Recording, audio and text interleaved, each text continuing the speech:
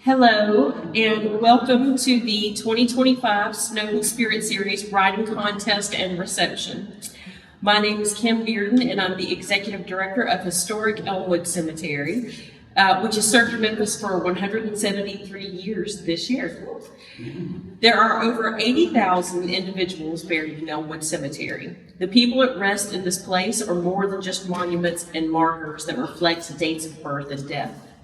They lived complicated, interesting, problematic, wonderful, tragic, and beautiful lives. They experienced the joys of childhood, the pitfalls of first love, the magic and grueling work of adult life, creating families and making their indelible marks upon history along the way. Some of their stories are quiet, and there is a lot of honor in that. Some of their stories are not so quiet. Infamous cemetery residents include Kit Dalton, who rode with Jesse James' gang. Two madams and probably more are buried here, and they showed up in quite a few of the fiction pieces that were turned in this year. There's George and Jesse Peters. Jesse fell under the spell of Confederate General Earl Van Dorn while he was in town on Civil War business. She found herself in an entanglement with him until her husband, George, put an end to the affair with a bullet through Van Dorn's heart. We've also got Robert Berryhill, a nightclub owner from the 1930s, aka a gangster, who was ultimately sent to prison for racketeering, as so many of them were, but spent just as many weekends on the outside of prison as he did on the inside, just by knowing whose palms to grease. But there are plenty of saints buried here too. Sister Thea Bowman was so good and righteous during her life that she's up for canonization in the Catholic Church. And if you don't know what that means that one day she may be known as Saint Thea, the only one of her kind in our entire city. The Sisters of St. Mary's are here too. They're known as the Martyrs of Memphis, who stayed during the 1878 yellow fever epidemic and kept the orphanage running until their lives were taken by the disease too. There are many doctors, nurses, and veterans buried here whose lives define the word selfless. Everyone here has a story. I am so thrilled with the response that we had to this year's writing contest. We had 55 entries turned in. That was a whole lot of reading. Every single one of the pieces that were submitted this year was great. It was a difficult contest to judge. It really was. So I would like for those in attendance to please give a round of applause to the writers. I would also like to thank Byard Snowden for conceiving of the contest and for his deeply generous support. And now I'm going to turn the lectern over to Elmwood Cemetery volunteer Shannon Walton Baker, who will read the third place winning entry to the contest, written by Judy Creekmore.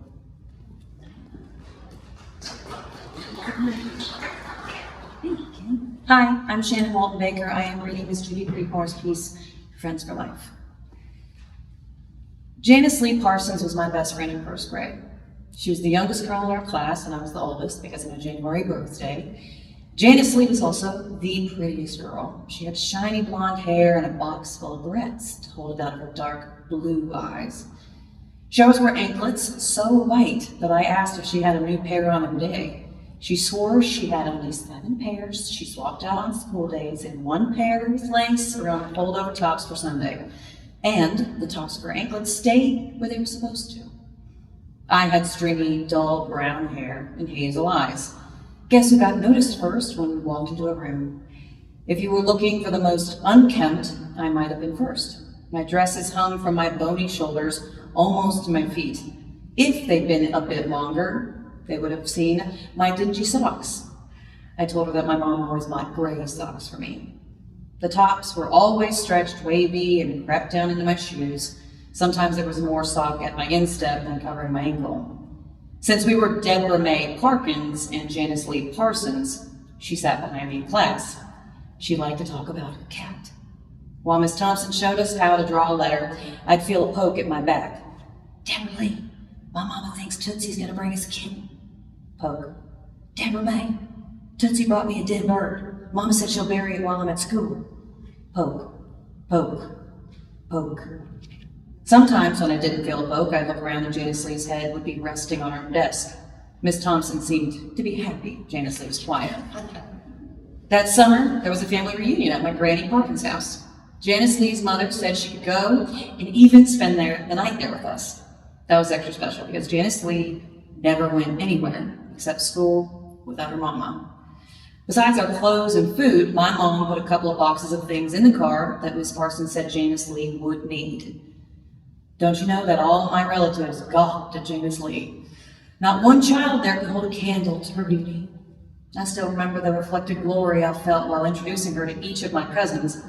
When they got to know her, they all loved her just as much as I did.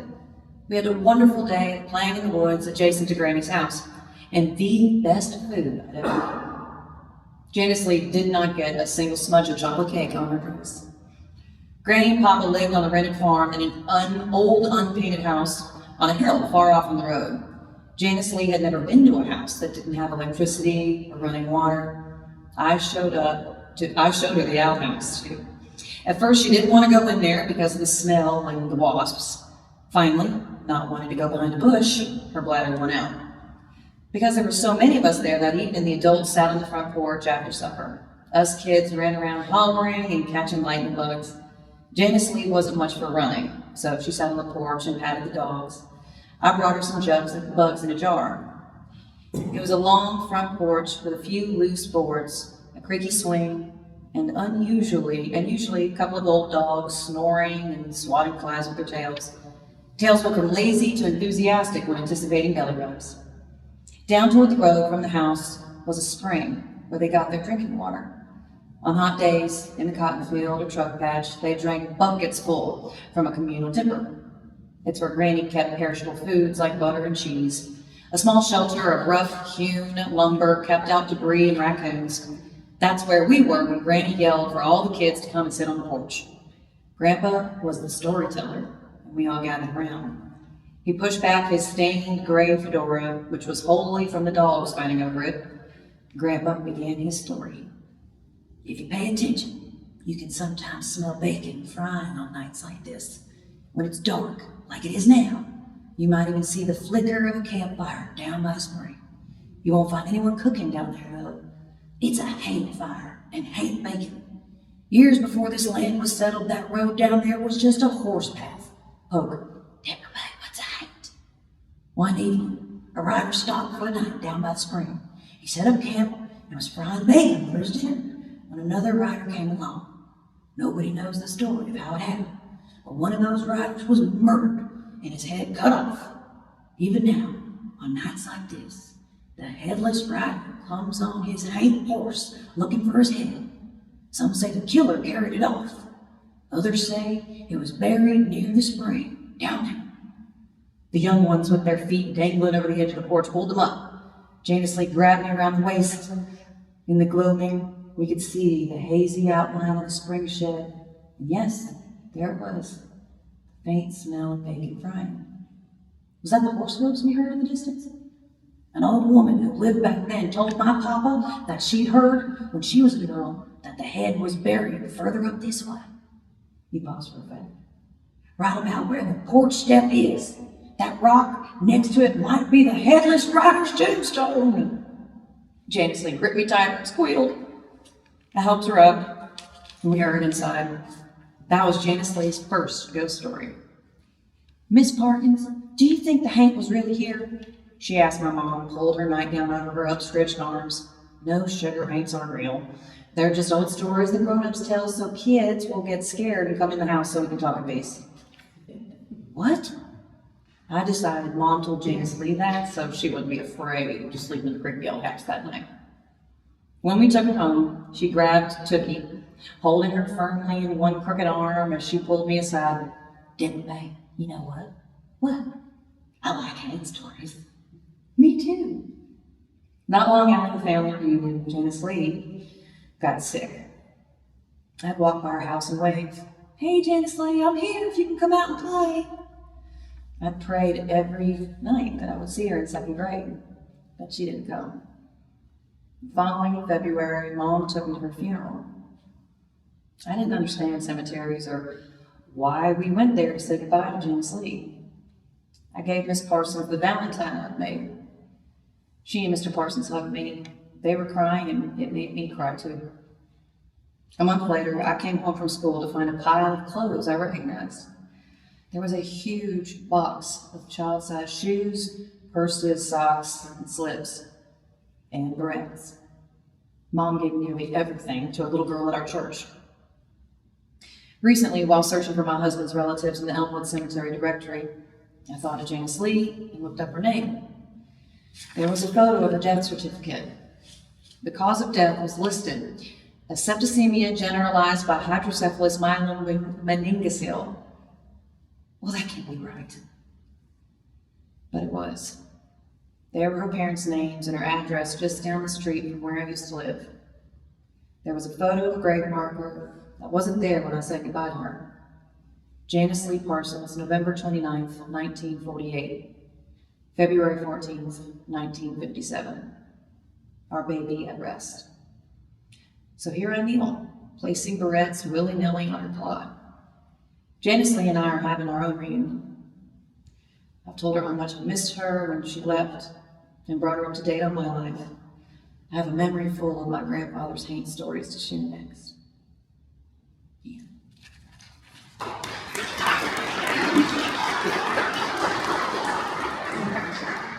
So we have Judy Creekmore here tonight. I'd like to ask her to come up for just a second and receive her winnings. And I'd like to ask Myra Snowden to come up and take a photo with her. So if you don't mind coming on up, I promise this isn't torture and I won't keep you very long. This is good. Congratulations. Thank you so much. Thank you for participating. Can I get a photo? Oh, sorry. Thank you so much. Perfect. Thank you so much.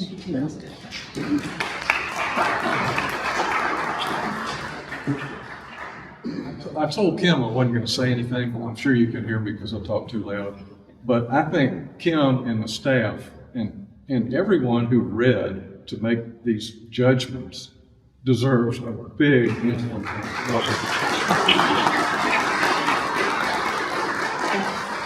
It was easy to have this idea for this contest, but the hard part is actually pulling it off, executing, and doing the reading. So thank you so much. Thank you. Oh my goodness. Well, okay, then next up, I'm going to ask Kristen Kafka to come up. The second place winner of the Snowden Spirit Series writing contest is Brooklyn Cheyenne Staten. Her entry will be read again by Kristen Kafka. Thank you so much, Kristen. As Kim mentioned, I had the honor of reading Hauntings and Legacies by Brooklyn Cheyenne Staten.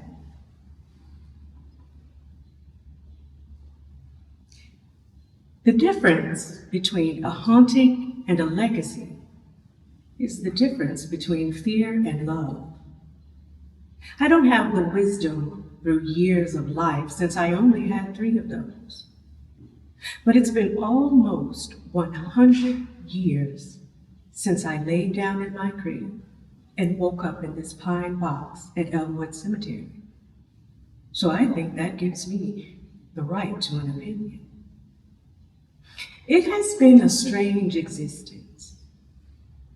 The immaterial weight of a world passing through me and leaving stories behind.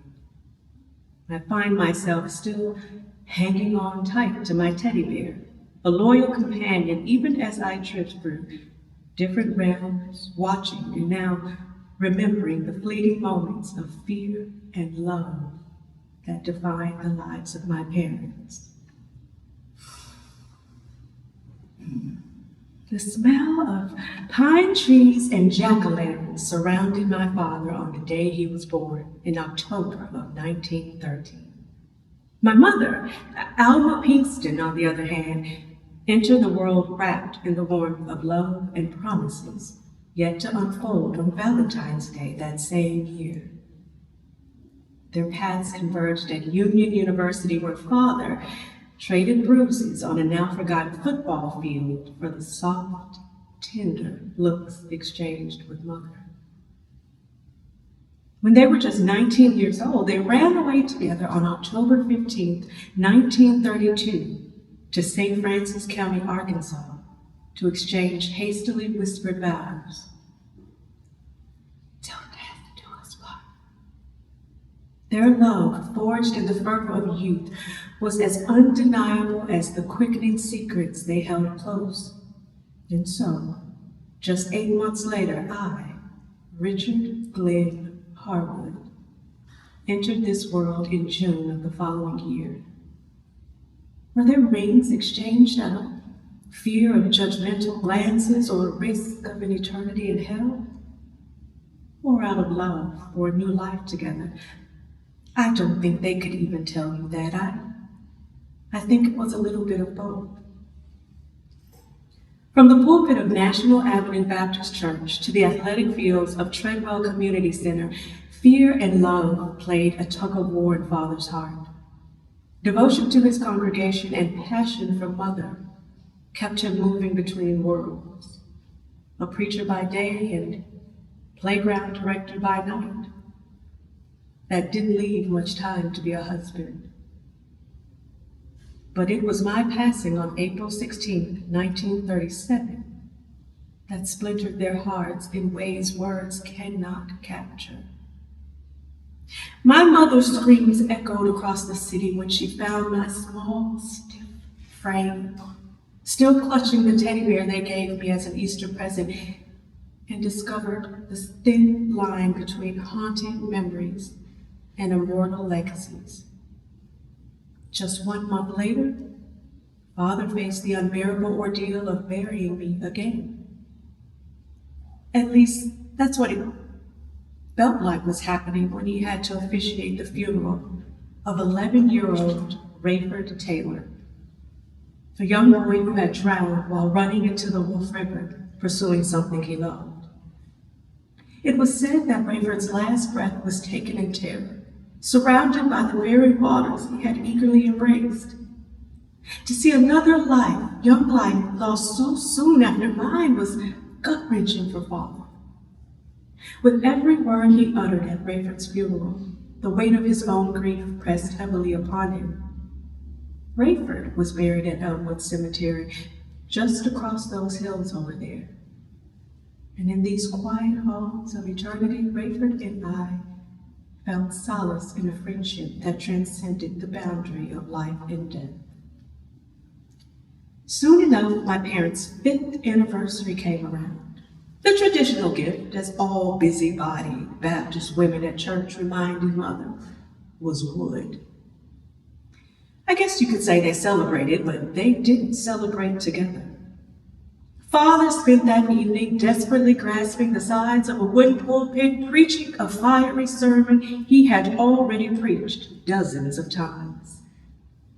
Mother came to visit me. They were both hurting, and they were both hurting each other. They had sworn to love, cherish, and honor each other until death did them part. But instead of their deaths tearing them apart, it was mine. Father ran away again, but this time he left Mother behind. I think he tried to leave himself behind too, because he started going by a new name. Mother waited and prayed for him to come back. By January 1939, reports of Mother's final divorce on grounds of abandonment echoed in the emptiness of their shared dreams. I was angry at him for that. After I was taken from her so suddenly, how could he leave her too? How dare he? It took me a while to understand and even longer to forgive him. But amidst the collapse of his dreams, Father found redemption in the battlefields of World War II. Rayford and I watched from the other rim as Father sailed with the Navy. We wondered if he would make it or if he would be overtaken by the water in the same way Rayford was. The fear mirrored our own tragedy, but Father's resilience shined through when he survived the sinking of the USS Yorktown. When he came up from those salty waters of the Pacific Ocean and gasped for breath, he was a new man. Like the hundreds of congregants he had baptized before, he was ready to live a different life with a new purpose. He was ready to come home.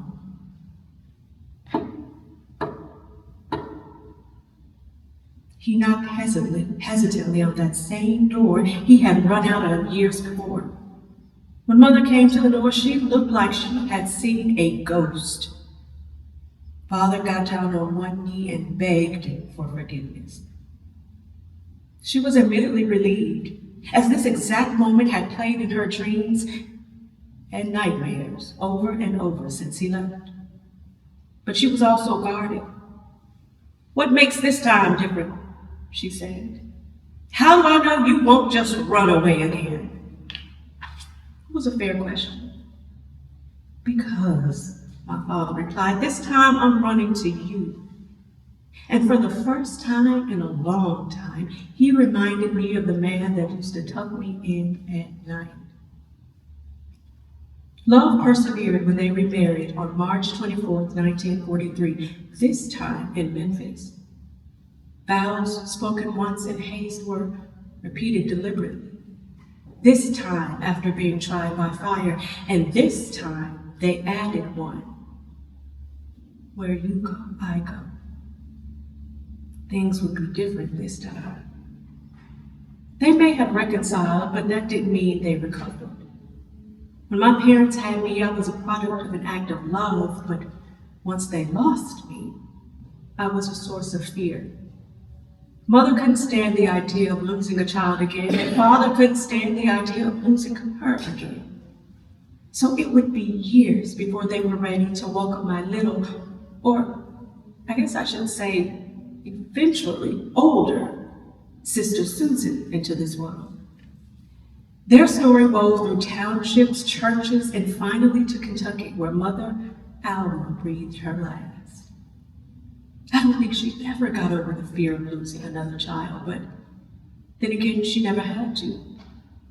Just months before Susan turned the same age I was when Mother laid me down for the last time, she came to lay down next to me, sharing my final resting place at Elmwood Cemetery. People cried for my father as they gazed over the tiny concrete cradle above my grave, right next to where Mother's would be. It was just 1 week before the 5th anniversary of their second marriage, and Mother's gift to him was another piece of his heart in a wooden box. It was her turn to leave him, and this time, she went where he couldn't follow. Their legacy, one I pieced together from the warmth of ephemeral embraces, remains a tender waltz between things that haunted them and things they cherished deeply. In the end, it was their undying love for one another that stood as a reminder. The difference between a haunting and a legacy lies in the heartbeats of fear and love. Even now, I still clutch my teddy bear, witnessing their eternal dance, and I smile, knowing I was a part of their story. The end.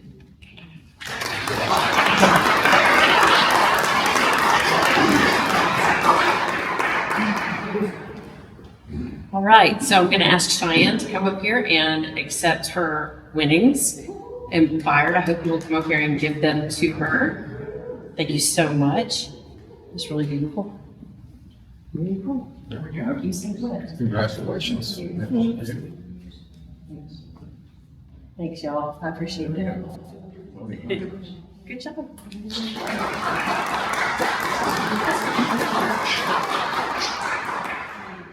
Okay, so we're down to the last entry, and unfortunately, the first place winning story was submitted by someone who doesn't live in Memphis. She lives in South Carolina, so she actually did try to come, but she could not.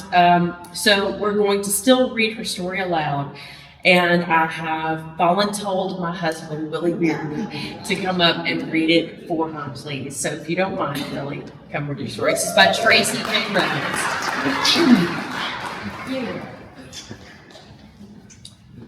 I like being voluntold. I get voluntold a lot around here, and it's a good place to be. I'm reading Stolen Shadows by Tracy J. Reynolds. We should leave, she says. She closes the curtains, hoping the thin cotton will somehow mute the rattle of another wagon passing by their home. There's nothing to keep us here. We could start over back in Alabama. I could get work at a hotel and a home. Won't hurt me to work, but we need to go now. We need to live, she thinks. Escape while we can, not sit and wait for Yellow Jack to come knock at our door. But he is stubborn, this man who has met death so often he considers the Grim Reaper a distant cousin. He leans on his crutch and lights his pipe. She hates tobacco for the ugly memories it brings of their childhood on the plantation. Now, the offensive smoke keeps much worse odors at bay. There's enough for you to go, he says, after a long and thoughtful puff. In that top drawer under the Bible, enough to get you back to Tuscaloosa. Your cousin, she'll take you then. She needs help with those bad young'uns. How many she got these days? 10? 20?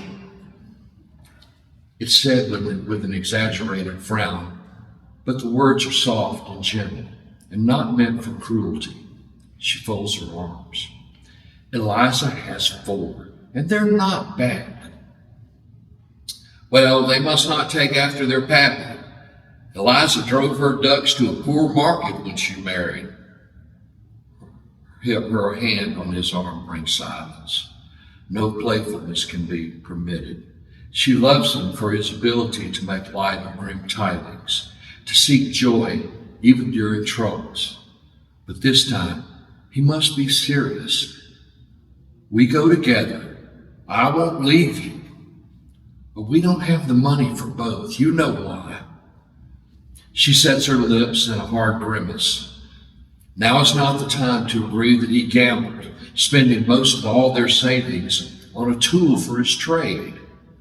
He turns to look at it, but she refuses. She feels it staring at them with a single eye, watching, evaluating, recording their faults and foibles. He learned the art in the war after a rebel shot made him unfit for further service in the colored regiment. Working for an enterprising Yankee, he trained his employer's lens upon youthful lieutenants and aged generals, the freed slaves and dedicated nurses. But he was never given credit for being more than a talented assistant. It required years of cleaning glass plates, sweeping studios, and delivering finished portraits before he earned enough to buy his own camera. He assumed the risk was a smart one.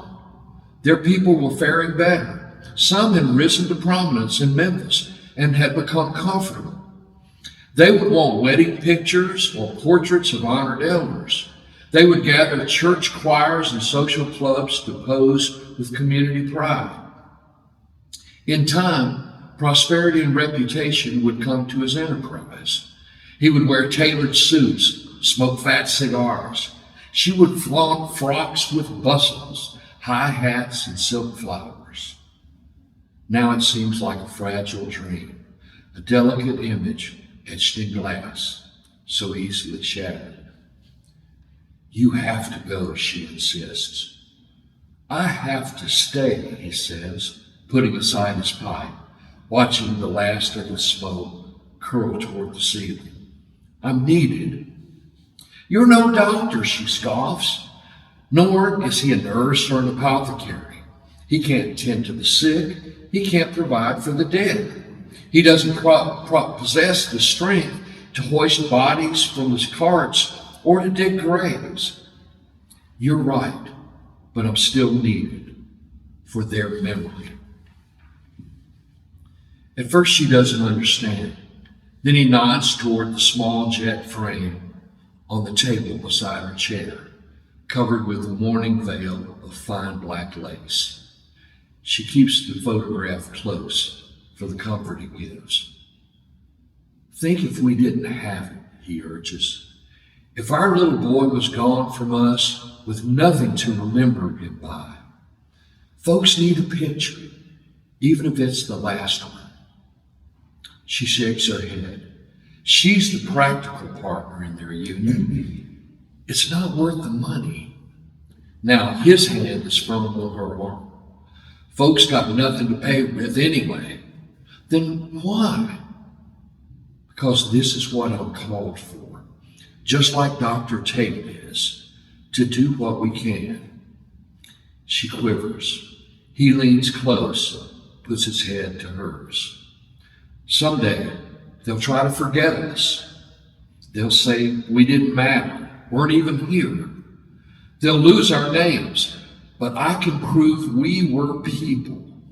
I can show how we lived. Even in death, I can remind them who we were. His breath leaves him in a rush. Listen, I'll work till I'm out of chemicals. Then we'll go back to Alabama, even if we have to walk every step. She closes her eyes. Not Alabama, she says. Somewhere north of here, New York or Boston. We can walk a long way, you and me, if we just go slow. He looks at her. His tears cast back her reflection. You go, I'll catch up with you. She shakes her head. She knows nothing of exposure counts or flash powder or how to set an image for eternity. She has no ability to steal shadows, but she's strong and can carry the camera and the tripod for it. She steps away, takes the photograph of their infant son into her hands. Their baby passed on to God before his first birthday. He lies amid roses. He looks asleep. She presses the image to her heart. Where you go, I go. So we best get started. The student finds the collection in the archives, a dozen pictures, all of them of unidentified victims of the 1878 yellow fever epidemic. Photographed perhaps moments before their bodies were taken to no man's land at Elmwood. A young mother with a baby in her arms, a preacher laid out in his Sunday suit, a scholar with white gloves and an oversized bow tie, a school book on his chest proclaiming his proud ambitions, a little girl with a doll, a small boy with a dream. Shadows of death, yet people who were remembered, people who were loved. The student wonders who made the pictures, but the photographer is as nameless as his subjects. Most likely, he lies among them.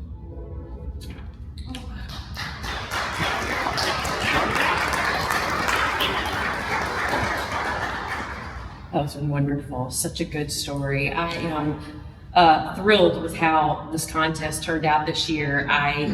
Again, 55 entries was a lot of reading, but we were, everyone on staff, we blind judged these entries, so I'm still not entirely sure who I'm talking to and who wrote what. But I just want to say that it encouraged us to be so moved by what moves other people, what sparks people's imaginations. It's easy for us to, sort of get into the roteness of our work. I mean, that happens to everybody.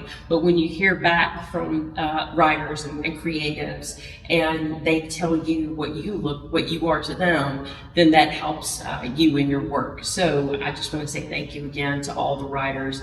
And please submit next year. We're going to do it again next year. Please be thinking And maybe we'll get 100 entries next year. You never know. But thank you so much for coming tonight. I really appreciate it.